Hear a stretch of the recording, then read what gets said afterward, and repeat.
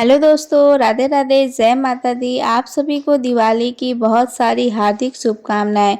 आज हम आपको नरक चतुर्दशी की कथा सुनाने जा रहे हैं। नरक चतुर्दशी का त्यौहार प्रतिवर्ष कार्तिक माह के कृष्ण पक्ष की चतुर्दशी के दिन मनाया जाता है। दिवाली से एक दिन पहले नरक चतुर्दशी मनाया जाता है, जिसे आमतौर पर लोग छोटी दिवाली के रूप में जानते हैं। कुछ लोग इसे नरक चौदस रूप चतुर्दशी आदि नामों से भी जानते हैं, तो कुछ इसे नरक पूजा तथा नरक चतुर्दशी के नाम से भी जानते हैं। इस दिन मुख्य रूप से मृत्यु के देवता यमराज की पूजा अर्चना की जाती है। इस दिन यम का दीपक जलाया जाता है ताकि परिवार में अकाल मृत्यु से बचा जा सके। परिवार के सबसे बड़े सदस्य के माध्यम से दक्षिण दिशा में दीपक जलाने से यमराज जी घर में नहीं आते हैं। इस दिन यम का दीपक जलाने से आप नरक के कष्टों से भी बच सकते हैं, इसलिए इसे नरक निवारण चतुर्दशी भी कहा जाता है। इस दिन शाम के समय घर में यम का दीपक जलाने के साथ साथ दिवाली की तरह ही दिए जलाने को भी परंपरा है, इसलिए इसे छोटी दिवाली भी कहते हैं। इस दिन को काली चौदस भी कहा जाता है, जहाँ काली का अर्थ है अंधकार और चौदस का अर्थ है 14वां, क्योंकि यह कार्तिक या कृष्ण पक्ष के चंद्र माह के 14वें दिन मनाया जाता है। अब आइए जानते हैं नरक चतुर्दशी का महत्व। छोटी दिवाली की रात महाकाली की पूजा की जाती है ताकि आप नकारात्मक शक्तियों या बुरी आत्माओं के प्रभाव से दूर कर सकें। अधिकतर इस परंपरा को मनाने वाले भक्त इस रात माता काली की पूजा करते हैं। कई हिंदू इस दिन अपने पापों से खुद को शुद्ध करने के लिए अभ्यंग स्नान करते हैं। कहा जाता है कि जो लोग इस दिन अभ्यंग स्नान करते हैं नरक जाने से बच जाते हैं। अभ्यंग यानी पूरे शरीर और सिर पर तिल या औषधि तेलों से मालिश की जाती है और उसके बाद स्नान से पहले उद्वर्तन यानी उपटन लगाया जाता है। इसके बाद साफ कपड़े पहने जाते हैं। अब आइए श्रवण करते हैं नरक चतुर्दशी की कथा। तो इस कथा को आधा अधूरा छोड़ के मत जाइएगा, पूरी कथा को सुनिएगा। पौराणिक कथा के अनुसार भगवान श्री कृष्ण अपनी 8 पत्नियों के साथ सुखपूर्वक द्वारिका में रह रहे थे। एक दिन स्वर्गलोक के राजा देवराज इंद्र ने आकर उनसे प्रार्थना की, हे प्रभु, प्रगज्योतिषपुर के दैत्यराज भौमासुर के अत्याचार से देवतागण त्रही त्रही कर रहे हैं। क्रूर भौमासुर ने वरुण का छत्र, अदिति के कुंडल और देवताओं की मणि छीन ली है और वह त्रिलोक विजयी हो गया है। देवराज इंद्र ने कहा, प्रभु, भौमासुर ने पृथ्वी के कई राज्यों और आम जनों की अति सुंदरी कन्याओं का हरण किया है, अपने यहाँ बंदी गृह में डाल रखा है। कृपया आप हमें बचाइए। प्रभु इंद्र की प्रार्थना स्वीकार करके भगवान श्री कृष्ण अपनी प्रिय पत्नी देवी सत्यभामा को साथ लेकर गरुड़ पर सवार हो प्रज्ञा ज्योतिषपुर पहुँचे। वहां पहुंचकर भगवान कृष्ण ने अपनी पत्नी सत्यभामा की सहायता से सबसे पहले मूर दैत्य सहित मूर के 6 पुत्र तमाम अंतरिक्ष श्रवण, विभुषु, नमस्करण और अरुण का संहार किया। मूर दैत्य के वध हो जाने का समाचार सुन भौमासुर अपने अनेक सेनापतियों और दैत्यों की सेना को साथ लेकर युद्ध के लिए निकला। भौमासुर को स्त्री के हाथों मरने का श्राप था, इसलिए भगवान श्री कृष्ण ने अपनी पत्नी सत्यभामा को सारथी बनाया और घोर युद्ध के बाद अंत में भगवान श्री कृष्ण ने सत्यभामा की सहायता से उसका वध कर डाला। इस प्रकार भौमासुर को मारकर भगवान श्री कृष्ण ने उसके पुत्र भगदत्त को अभयदान देकर प्रज्ञा ज्योतिष का राजा बनाया। भौमासुर के द्वारा हरण कर लाई गई 16,100 कन्याओं का भगवान श्री कृष्ण ने मुक्त कर दिया। ये सभी अपहृत नारियां थीं, फिर भय के कारण उपहार में दी गई थीं और किसी और के माध्यम से उस कारागार में लाई गई थीं। वे सभी भौमासुर के द्वारा पीड़ित थीं, दुखी थीं, अपमानित थीं, लज्जित थीं, कलंकित थीं। सामाजिक मान्यताओं के चलते भौमासुर द्वारा बंधक बनकर रखी गई इन नारियों को कोई भी अपनाने के लिए तैयार नहीं था। तब अंत में भगवान श्री कृष्ण ने सभी को आश्रय दिया। ऐसी स्थिति में उन सभी कन्याओं ने भगवान श्री कृष्ण को ही अपना सब कुछ मानते हुए उन्हें पति रूप में स्वीकार किया। लेकिन भगवान श्री कृष्ण उन्हें इस तरह नहीं मानते थे। उन सभी को श्री कृष्ण अपने साथ द्वारिकापुरी ले आए। वहाँ वे सभी कन्याएं स्वतंत्र पूर्वक अपनी इच्छा अनुसार सम्मान पूर्वक द्वारका में रहती थीं। वे सभी वहाँ भजन कीर्तन, ईश्वर भक्ति और सुख पूर्वक रहती थीं।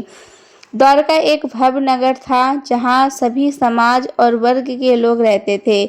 भागवत पुराण में बताया गया है कि भौमासुर भूमि माता का पुत्र था। भगवान श्री हरि विष्णु ने वराह अवतार धारण कर भूमि देवी को समुद्र से निकाला था। इसके बाद भूमि देवी ने एक पुत्र को जन्म दिया। पिता एक दैवी शक्ति और माता पुण्यात्मा होने के पर भी भौमासुर क्रूर निकला। वह पशुओं से भी ज्यादा क्रूर और अधर्मी था। उसकी करतूतों के कारण ही उसे नरकासुर कहा जाने गया। नरकासुर प्रज्ञ ज्योतिषपुर का दैत्यराज था, जिसने देवराज इंद्र को हराकर इंद्र को उसकी नगरी से बाहर निकाल दिया था। नरकासुर के अत्याचार से देवतागण त्राही त्राही कर रहे थे। वे गरुड़ छात्र अदिति के कुंडल और देवताओं की मणि छीनकर त्रिलोक विजयी हो गया था। वह पृथ्वी की हजारों सुंदर कन्याओं का अपहरण कर लिया, उसका शोषण करता था, उन्हें परेशान करता था। नरकासुर अपने मित्र मूर और मूर दैत्य तमाम अंतरिक्ष शरण त्रिभुवसु नमस्सन और अरुण के साथ रहता था। भगवान कृष्ण ने सभी का वध करने के बाद नरकासुर का वध किया और उसके एक पुत्र भगदत्त को अभयदान देकर उसका राज तिलक किया। भगवान श्री कृष्ण ने कार्तिक मास के कृष्ण पक्ष की चतुर्दशी को नरकासुर का वध कर दिया था। इसी दिन की याद में दीपावली के ठीक एक दिन पूर्व नरक चतुर्दशी मनाई जाने लगी। मान्यता है कि नरकासुर की मृत्यु होने से उस दिन शुभ आत्माओं की मुक्ति मिली थी। नरक चौदस के दिन प्रातःकाल में सूर्योदय से पूर्व उपटन लगाकर नीम खिचड़ी जैसे कड़वे पत्ते डाल गए और जल से स्नान कर अत्यधिक महत्व है। इस दिन सूर्यास्त के पश्चात लोग अपने घरों के दरवाजों पर 14 दिलाए जलाते हैं, दक्षिण दिशा में उनका मुख करके रखते हैं तथा पूजा पाठ करते हैं। अब श्रवण करते हैं पंडित और यमदूत की कथा। एक समय की बात है कि एक बहुत ही ज्ञानी पंडित था। वह अपने एक बचपन के घनिष्ठ मित्र से मिलने के लिए किसी दूसरे गांव जा रहा था, जो कि बचपन से ही गूंगा और एक पैर से अपाहिज था। उसका गांव काफी दूर था और रास्ते में कई छोटे छोटे गांव भी पड़ते थे। पंडित अपनी धुन में चला जा रहा था। रास्ते में उसे एक आदमी मिल गया जो दिखने में बड़ा ही हष्ट-पुष्ट था। वह भी पंडित के साथ ही चलने लगा। पंडित ने सोचा कि चलो अच्छा है, साथ ही साथ चलने से रास्ता जल्दी कट जाएगा। पंडित ने उस आदमी से उसका नाम पूछा तो उस आदमी ने अपना नाम महाकाल बताया। पंडित को ये नाम बड़ा अजीब सा लगा, लेकिन उसके नाम के विषय में और कुछ पूछना उचित नहीं था। दोनों धीरे धीरे चलते रहे। तभी रास्ते में एक गांव आया। महाकाल ने पंडित से कहा, तुम आगे चलो, मुझे इस गांव में एक संदेशा देना है, मैं तुमसे आगे मिलता हूँ। ठीक है कहकर पंडित अपनी धुन में चलता रहा। एक भैंसे ने एक आदमी को मार दिया और जैसे ही भैंसे ने आदमी को मारा, लगभग तुरंत ही महाकाल वापस पंडित के पास पहुंच गया। चलते चलते दोनों एक दूसरे गांव के बाहर पहुंचे, जहां एक छोटा सा मंदिर था। रहने की व्यवस्था ठीक नहीं थी क्योंकि पंडित के मित्र का गांव अभी काफी दूर था। साथ ही रात्रि होने वाली थी। पंडित ने कहा, रात्रि होने वाली है, पूरा दिन चले हैं, थकावट भी हो चुकी है, इसलिए आज की रात हम यहीं इसी मंदिर में रुक जाते हैं। पंडित ने कहा, भूख भी लगी है और सो भोजन भी कर लेते हैं और थोड़ा सा विश्राम भी हो जाएगा। महाकाल ने जवाब दिया, ठीक है, लेकिन मुझे इस गांव में किसी को कुछ सामान देना है, मैं उसे देकर आता हूँ, तब तक तुम भोजन कर लो, मैं बाद में खा लूँगा। इतना कहकर वह चला गया, लेकिन उसके जाते ही कुछ देर बाद उस गांव गांव में धुआं उठना शुरू हुआ और धीरे धीरे पूरे गांव में आग लग गई थी।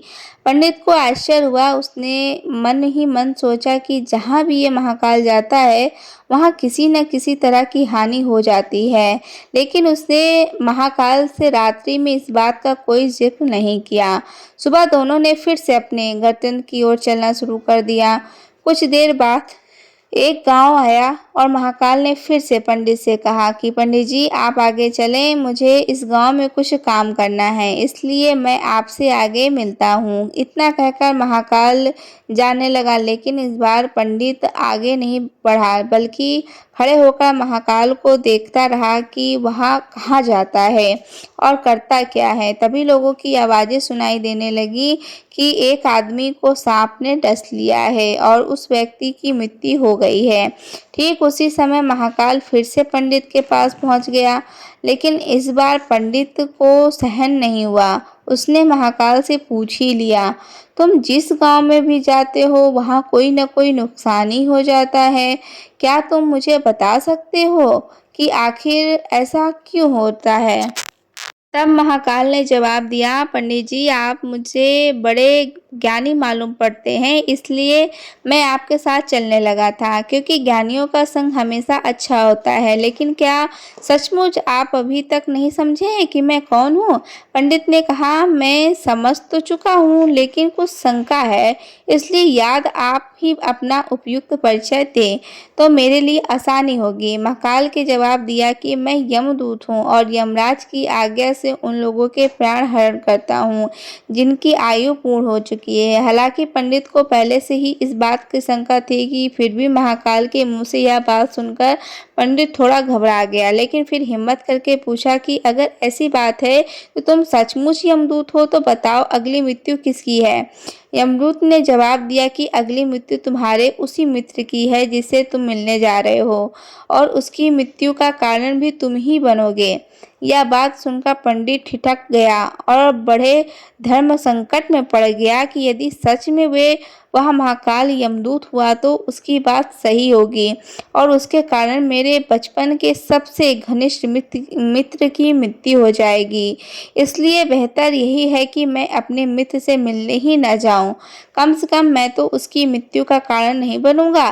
तभी महाकाल ने कहा कि तुम जो सोच रहे हो ना, वो मुझे सब पता लग रहा है, लेकिन तुम्हारे अपने मित्र से मिलने न जाने के विचार से नीयत नहीं बदल जाएगी। तुम्हारे मित्र की मृत्यु तो निश्चित है और वह अगले कुछ ही क्षणों में घटित होने वाला है।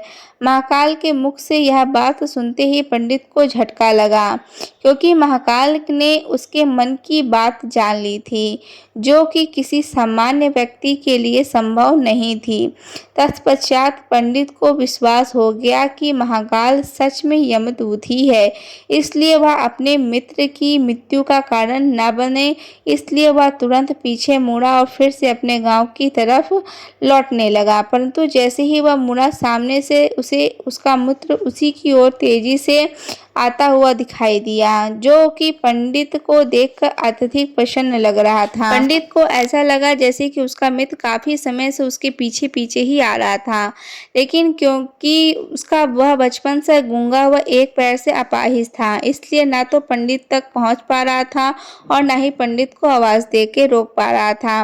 लेकिन जैसे ही वह पंडित के पास पहुंचा, अचानक से जाने क्या हुआ कि उसकी मृत्यु हो गई। पंडित हल्का बक्का आश्चर्य भारी नजरों से महाकाल की ओर देखने लगा, जैसे ही पूछ रहा है कि आखिर क्यों, क्या इसके मित्र को। महाकाल पंडित के मन की बात समझ गया और बोला, तुम्हारा मित्र पिछले गांव से ही तुम्हारे पीछे पीछे आ रहा था, लेकिन तुम समझ ही सकते हो कि वह अपाहिज व गूंगा होने की वजह से तुम तक नहीं पहुंच सका। उसने अपनी सारी ताकत लगाकर तुम तक पहुंचने की कोशिश की थी, लेकिन बुढ़ापे में बचपन जैसी शक्ति नहीं होती शरीर में, इसलिए घात की वजह से तुम्हारे मित्र की मृत्यु हो गई। उसकी वजह से ही क्योंकि वह तुमसे मिलने हेतु अर्थात तुम तक पहुँचने के लिए अपनी सीमाओं को लंघते हुए तुम्हारे पीछे भाग रहा था। अब पंडित को पूरी तरह से विश्वास हो गया था कि महाकाल सचमुच ही यमदूत है और जीवों का प्राण हरण करना ही उसका काम है। चूँकि पंडित एक ज्ञानी व्यक्ति था और जानता था कि मृत्यु पर किसी और का बस नहीं चल सकता और सभी को एक न एक दिन मरना ही है, इसलिए उसने जल्दी से अपने आप को संभाल लिया। लेकिन सहसा उसके मन में अभी अपनी स्वयं की मृत्यु के बारे में जानने की उत्सुकता हुई। इसलिए उसने महाकाल से पूछा, अगर मृत्यु मेरे मित्र की होनी थी तो तुम शुरू से ही मेरे साथ क्यों चल रहे थे? महाकाल ने जवाब दिया कि सभी के साथ चलता हूँ और हर शर्त चलता रहता हूँ, केवल लोग मुझे पहचान नहीं पाते क्योंकि लोगों के पास अपनी समस्याओं के अलावा किसी और व्यक्ति, वस्तु या घटना के संदर्भ में सोचने का या उसे देखने समझने का समय नहीं है। पंडित ने आगे पूछा, तो क्या तुम बता सकते हो कि मेरी मृत्यु कब है और कैसे होगी? महाकाल ने जवाब दिया कि क्योंकि जीव अपनी मृत्यु के संदर्भ में जानकर व्यवस्थित हो जाता है, लेकिन तुम ज्ञानी व्यक्ति हो और अपने मित्र की मृत्यु को जितनी आसानी से तुमने स्वीकार कर लिया, उसे देखकर मुझे लगता है कि तुम अपनी मृत्यु के बारे में भी जानकर व्यतीत नहीं होगे। सो तुम्हारी मृत्यु आज ही ठीक 6 माह के बाद आज ही के दिन लेकिन किसी दूसरे राजा के राज्य में फांसी लगने से होगी। और आश्चर्य की बात यह है कि तुम स्वयं खुशी से फांसी ही स्वीकार करोगे। इतना कहकर महाकाल जाने लगा क्योंकि अब उसके पास पंडित के साथ चलने रहने का कोई कारण नहीं था। पंडित ने अपने मित्र का यथास्थिति जो कर्मकांड संभव था किया, फिर से अपने गांव लौट गया। लेकिन कोई व्यक्ति चाहे जितना भी ज्ञानी क्यों ना हो, अपनी मृत्यु के संदर्भ में जानने के बाद कुछ तो व्यक्ति होता है और उस मृत्यु से बचने के लिए कुछ न कुछ तो करता है। पंडित ने भी वही किया। चूंकि पंडित विद्वान था, इसलिए ख्याति उसके राज्य के राजा तक थी। उसने सोचा कि राजा के पास तो कई ज्ञानी मंत्री हैं और वे उसकी इस मृत्यु से संबंधित समस्या का भी कोई न कोई समाधान तो निकाल ही लेंगे। इसलिए वह पंडित राजा के दरबार में पहुंचा और राजा को सारी बात बताई। राजा ने पंडित की समस्या को अपने मंत्रियों साथ बांटा और उनसे सलाह मांगी। अंत में सभी की सलाह ये तय हुआ कि यदि पंडित की बात सही है तो जरूर उसकी मृत्यु 6 महीने बाद हो जाएगी, लेकिन मृत्यु तब होगी जबकि उसकी किसी दूसरे राज्य में जाएगा। यदि वह किसी दूसरे राज्य में जाए ही ना तो मृत्यु नहीं होगी। यह सलाह राजा को भी उपयुक्त लगा और उसने पंडित के लिए महल में रहने हेतु उपयुक्त व्यवस्था करा दी। अब राजा की आज्ञा के बिना कोई भी व्यक्ति उस पंडित से नहीं मिल सकता था, लेकिन स्वयं पंडित कहीं भी आ जा नहीं सकता था ताकि उसे ना लगे कि वह राजा की कैद में है। हालांकि वह स्वयं ही डर के मारे कहीं आता जाता नहीं था। धीरे धीरे पंडित की मृत्यु का समय नजदीक आने लगा और अंत में वह दिन भी आ गया जब पंडित की मृत्यु होनी थी। जिस दिन पंडित की मृत्यु होनी थी उससे पिछली रात पंडित के डर के मारे जल्दी से सो गया ताकि जल्दी से जल्दी वह रात और अगला दिन बीत जाए और उसकी मृत्यु टल जाए। लेकिन स्वयं पंडित को नींद में चलने की बीमारी थी और इस बीमारी के बारे में वह स्वयं भी नहीं जानता था। इसलिए राजा या किसी और से इस बीमारी का जिक्र करने का अथवा किसी चिकित्सक से इस बीमारी का इलाज कराने का तो प्रश्न ही नहीं उठता। जो पंडित अपनी मृत्यु को लेकर बहुत चिंतित था और नींद में चलने की बीमारी का दौरा अक्सर तभी पड़ता है जब ठीक से नींद नहीं आ रही होती है। सो उसी रात पंडित को रात में नींद में चलने का दौरा पड़ा। वह उठा और राजा के महल से निकलकर अस्तबल में गया और चूंकि वह राजा का खास मेहमान था, इसलिए किसी की पहरेदार ने उसे न रोका और न ही किसी तरह की पूछताछ की। अस्तबल में पहुंचकर वह सबसे तेज दौड़ने वाले घोड़े पर सवार होकर नींद की बेहोशी में ही राज्य की सीमा से बाहर दूसरे राज्य में सीमा में चल गया। इतना ही नहीं, वह दूसरे राज्य के राजा के महल में पहुंच गया और संयोग हुआ कि उस महल में किसी पहरेदार ने उसे नहीं रोका, न ही कोई पूछताछ की, क्योंकि सभी लोग रात के अंतिम पहर की गहरी नींद में थे। वह पंडित सीधे राजा के शयन कक्ष में पहुंच गया। रानी के एक ओर उस राज्य का राजा सो रहा था और दूसरी तरफ स्वयं पंडित जाकर लेट गया। सुबह हुई तो राजा ने पंडित को रानी की बगल में सोया हुआ देखा तो राजा बहुत क्रोधित हुआ और पंडित को गिरफ्तार कर लिया गया। पंडित को तो खुद ही समझ में नहीं आ रहा था कि वो यहाँ पर आखिरकार दूसरे राज्य में कैसे आ गया। कुछ समय बाद राजा का दरबार लगा, जहां राजा ने पंडित को देखा और देखते ही उतना क्रोधित हुआ, पंडित को फांसी पर चढ़ा दिया जाने का फरमान सुना दिया।